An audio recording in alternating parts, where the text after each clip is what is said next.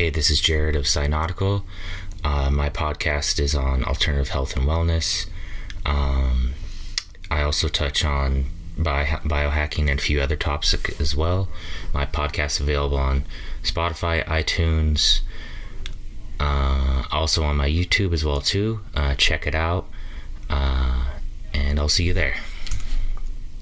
Welcome to Season 2 of the Lifelong Health and Fitness Conversations podcast.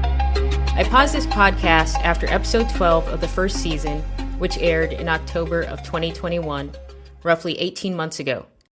During that period, I unfortunately found myself in an environment that affected my mood, to the extent that I felt uninspired, and I didn't feel I had the privacy and mental space to record.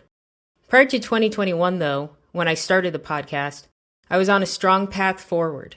My son was 18 and prepping for college, and my career and finances were greatly improved from the days when I ran the website called BrokeSingleMomFitness.com. My life had improved so much so that I dropped that name and domain altogether and created Lifelong Affordable Fitness, or LawFit.com, and this accompanying podcast. As you hear in prior episodes of this podcast, I interview people on their health and fitness journeys.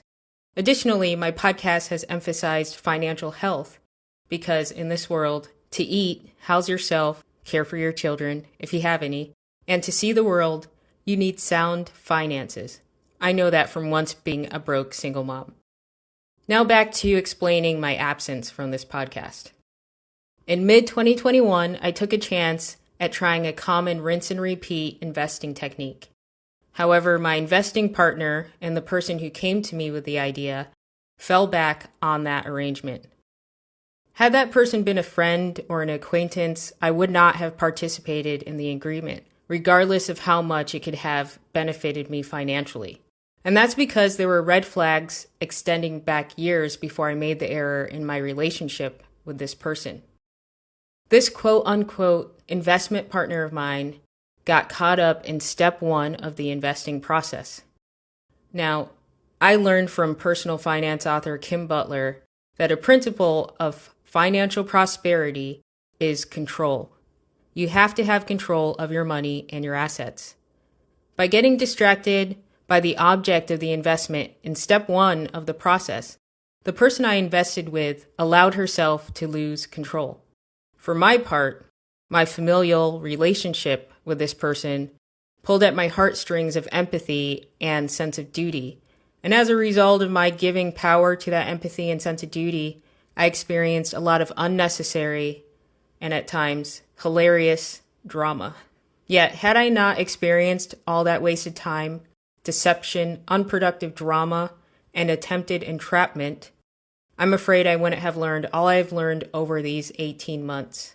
And had those revelations come to me later in life, while I was still giving myself freely and including many people in my goals, I might have stood to lose far more in the future.